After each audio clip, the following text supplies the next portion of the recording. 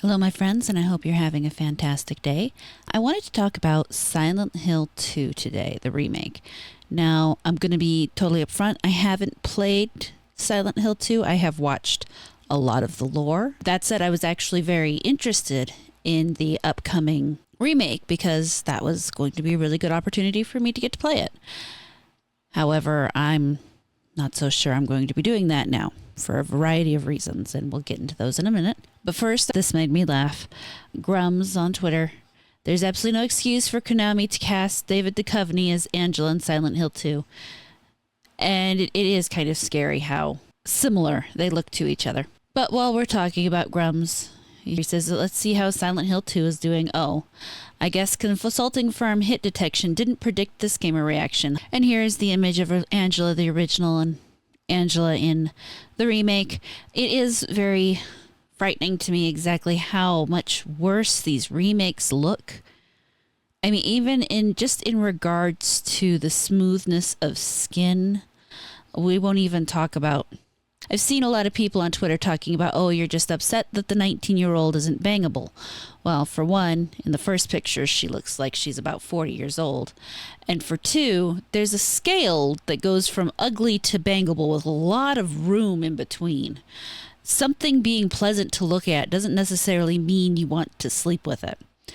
And my immediate issue here is when you look at the rest of the character model, she looks like she has swollen lymph nodes, like she's sick, or it's the same thing they did to Aloy in Horizon Forbidden West. She looked like her lymph nodes had been swollen, like she was having some kind of allergic reaction. Honestly, if they'd wanted to improve her character model, they totally could have gone with that in the DLC, where she found out that she'd been having this allergic reaction to the plants all along and found some medicine that actually cured it and made her face go back to normal. Why they think this is what any woman wants to see. At my age, I am constantly worried that my neck is going to merge into my face.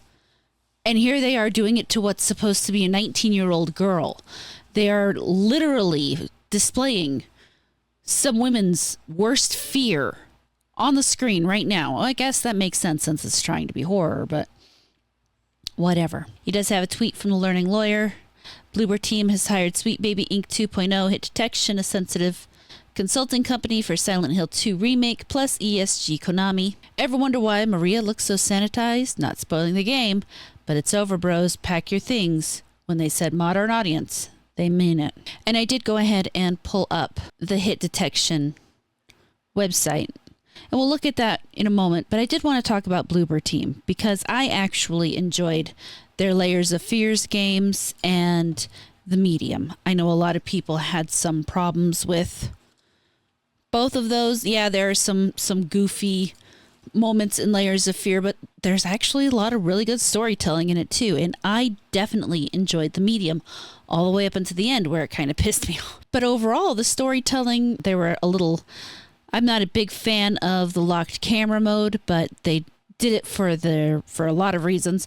One of them being that Silent Hill was a inspiration for them, and instead they went with the over-the-shoulder shit in this, which, whatever. I'm not a big fan of the over-the-shoulder camera mode myself, but for some games it works okay enough. I just, whatever. I prefer an unlocked camera where I can move my camera wherever I want it. But since we are going to discuss consulting firms, because at this point, I'm sure there's a few good consulting firms out there, and maybe I should make the effort to find them, because realistically, there are times and places where a company wants to use a consulting firm, and a lot of the issue is that most of these consulting firms in gaming, especially right now, are more focused on getting ESG money and pushing agendas as opposed to actually creating interesting, exciting games for maybe studios that are too small to do some of these things themselves. Right, and here you see the Hit Detection website. Looks really exciting, doesn't it? Very red and stuff. Making gaming better for everyone, except for people who like jawlines. Hit Detection. Hit Detection is a video game consulting firm with global presence. We bring decades of experience in games media, consumer electronics, and interactive entertainment to deliver the most comprehensive and accurate insights to clients who have trusted us for many years. Among the esteemed clientele that we are able to publicly reveal, we have provided services to the likes of Bloober Team, Remedy, and Sega. Our commitment to building a team from a variety of backgrounds, including underrepresented groups, is a superpower. Oh, welcome. So, what's your superpower? Well, I can speed shampoo. What do you mean?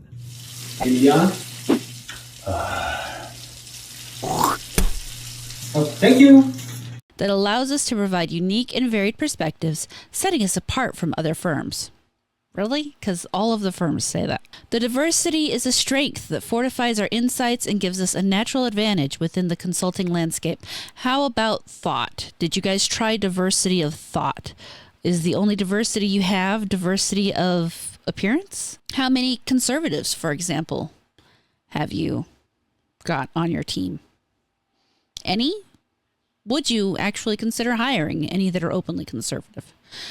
These are questions I would like to have answers to, but I know I never will, even though I'm pretty sure I already know the answer to. Hit Detection's current consultants boast impressive resumes, having worked with world-renowned media outlets and institutions. These include Riot Games, Blizzard, EA, Obsidian, Eurogamer, CNET, oh god, The Verge, Polygon, GameSpot, Edge, Games Radar, Wired, and EGN. You know, when they were listing off actual game developers, cool. And then they get into the whole gaming journalism thing here.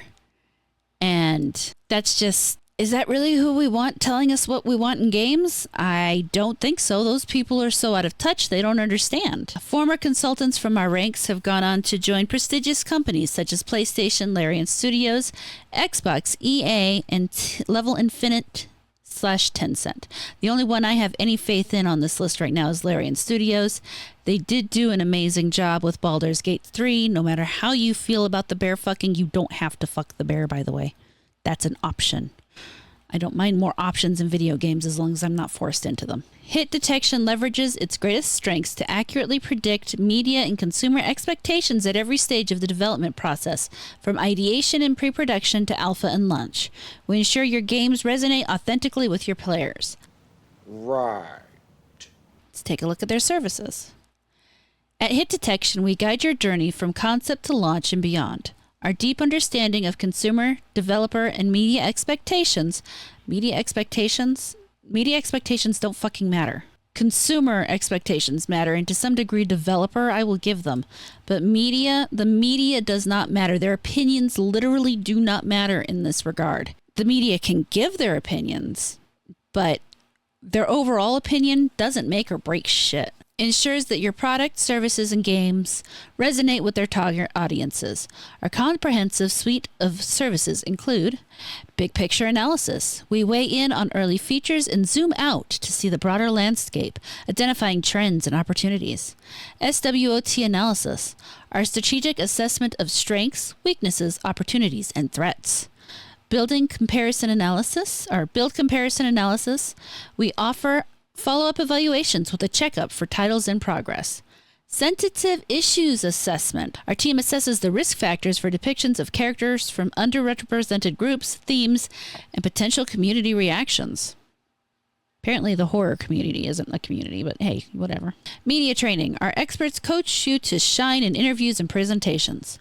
Sales forecasting. We offer data-driven predictions as an external check in our clients' internal projections.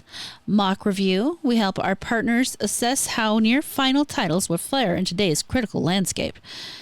Oof, you failed there, buddies.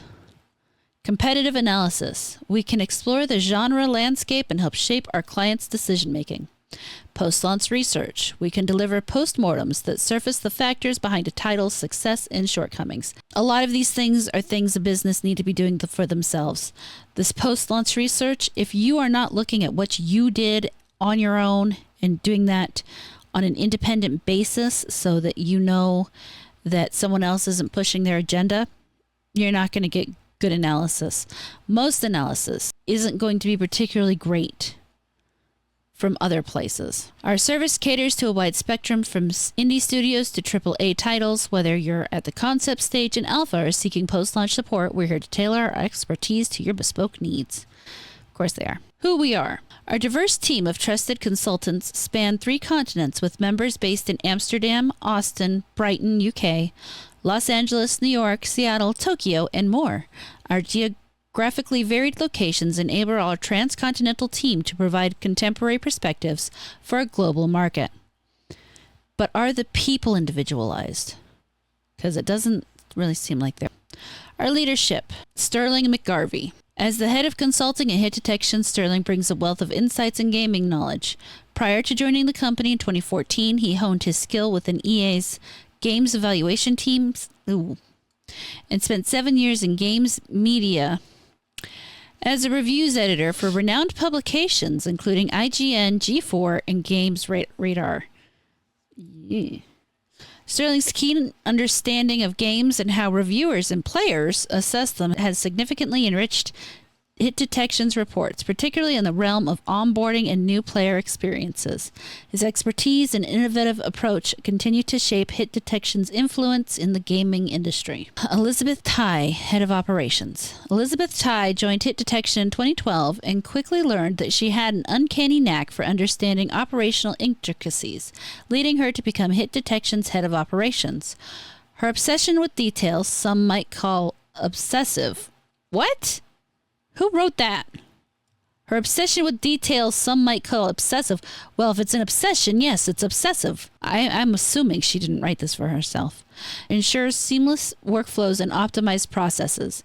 But beyond spreadsheets and flowcharts, she takes immense pride in advocating for Hit Detection's commitment to recognizing and valuing every voice, whether from clients or staff. At Hit Detection, we know it's not just what we do, it's how we do it. Then they wanted to talk about their logo, apparently. Hit Detection logo is known as the Defender. Inspired by classic arcade shooters, it pays homage to gaming's humble origins. Its upward orientation points the way forward both for our clients and for the digital entertainment industry as a whole. That is so pretentious.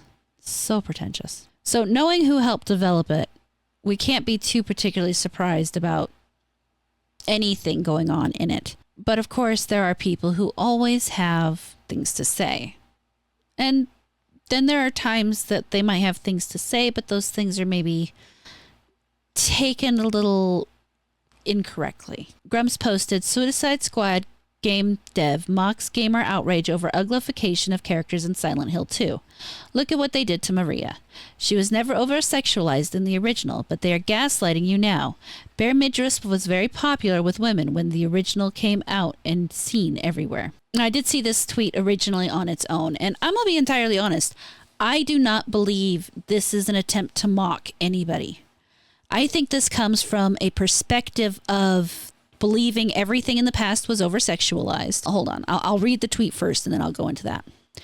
This is Del Walker from the Cartel Del. As a game dev, I'm here to tell you these situations arise when there are too many men on a team.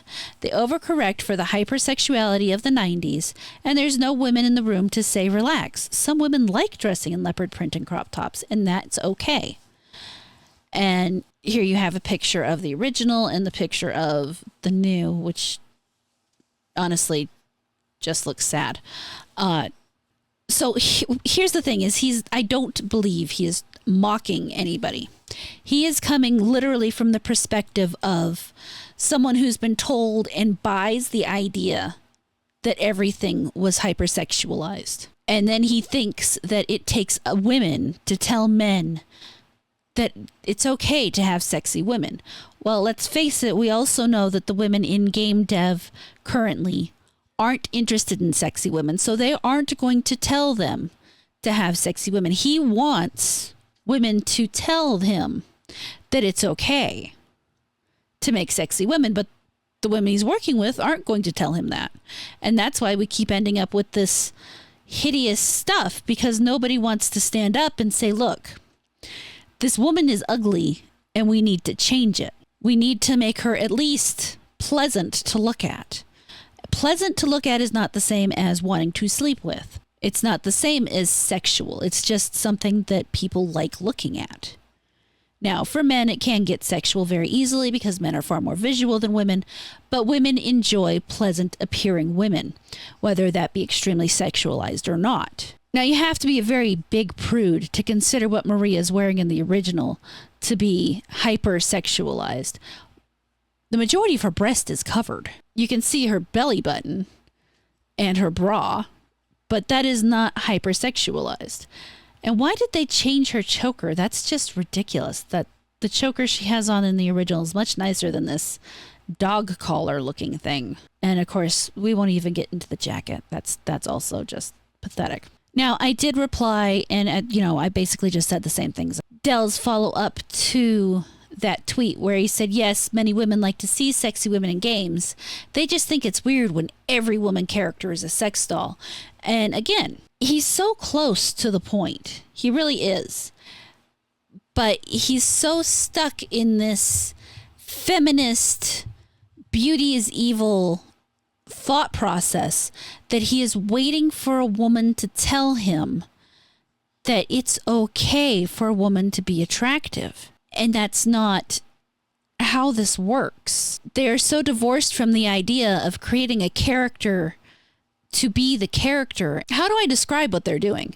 What they're trying to do is they start with the race and sexual orientation, and they build a character around that, as opposed to building a character and the race and sexual orientation just happen to fall within what that character is.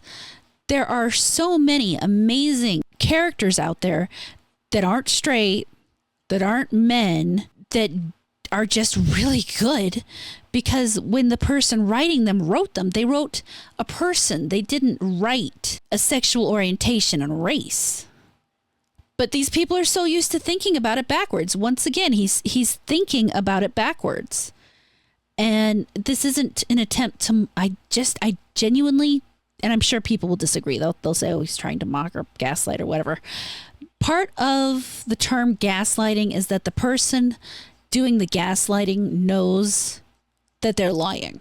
I don't think he realizes he's wrong. I think he genuinely thinks this. I think he genuinely thinks that he needs a woman in the room to tell him how sexy is okay. I think he is so used to being told he has to defer to what a woman thinks in these matters, that's what he's looking for. That's what he thinks went wrong, is that there wasn't enough women in the room to say it's okay to be sexy. And, some people were unhappy with my comment. Here's a picture of the development team. And right off the bat, I see 1, 2, 3, 4, 5, 6. I mean, there are a good number of women in the team.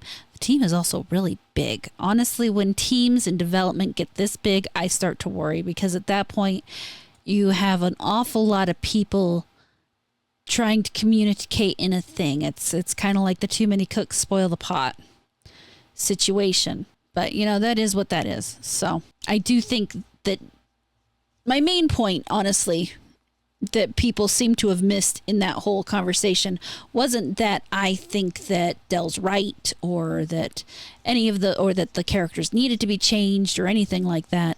But in fact, that I was just saying, I believe Dell believes what he's saying. I don't think he was trying to mock anybody. And while there are plenty of situations and ways that we can criticize these people, I don't think that it's good to come from dishonest points or points where we overreact, because that doesn't solve anything. But I mean, that's just my opinion. And normally this would be where I talk about the price. Honestly, the price is about on par with what you would normally expect. $70 for the pre-order, $80 for early access and digital deluxe.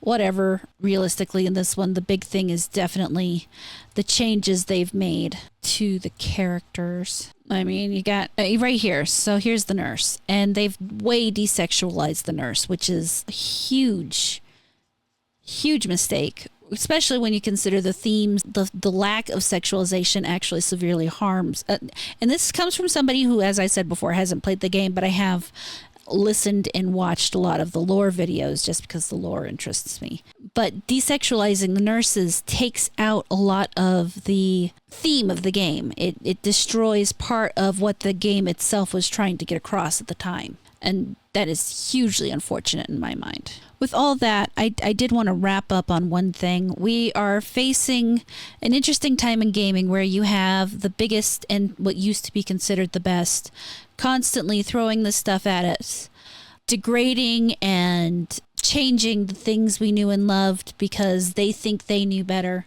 But, you know, to semi-quote an actor out there, not all devs are like this. I've been watching Thomas Mahler here really pretty closely and with a lot of interest.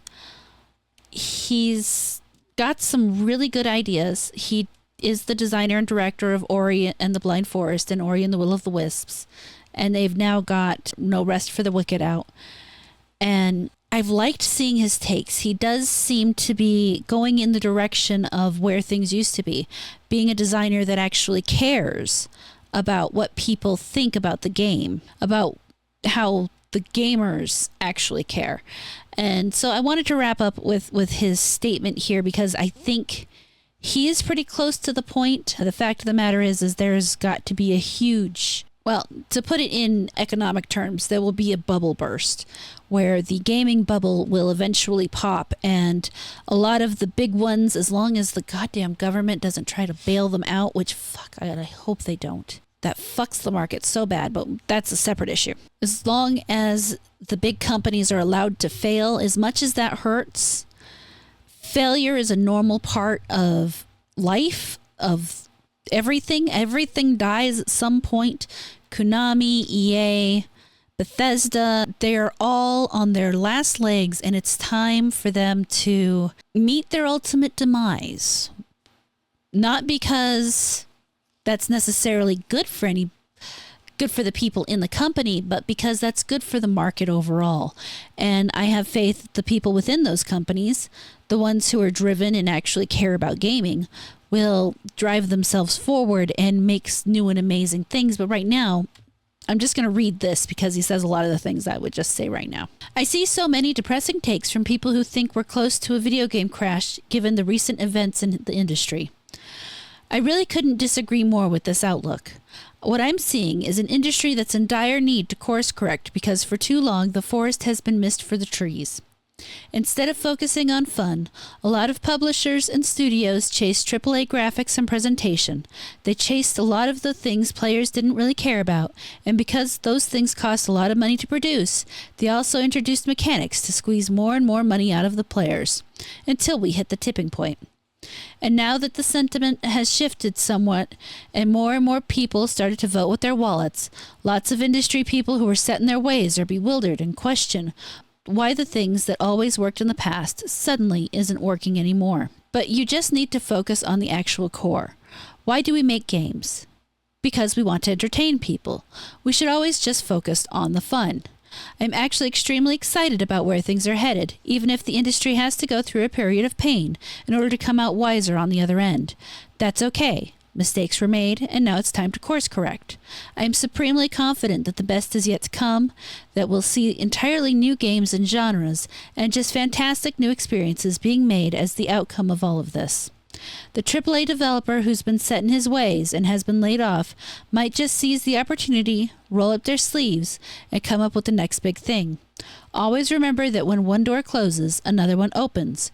Embrace change, because change is inevitable. And I do think that is absolutely right. The AAAs have gotten too big. They think they're too big to fail. And as the customers, we're in the perfect position to show them that they not only can they fail, they can fail hard. And it's time to let them. Anyway, guys, let me know your thoughts. I feel like I rambled a bit in there, but hopefully I got my point across okay. See you down in the comments. Thank you so much for watching this video. I really hope you enjoyed it. Please like, comment, subscribe, and turn on the notifications. If you really liked it, you can feel free to share it around, and I will catch you later.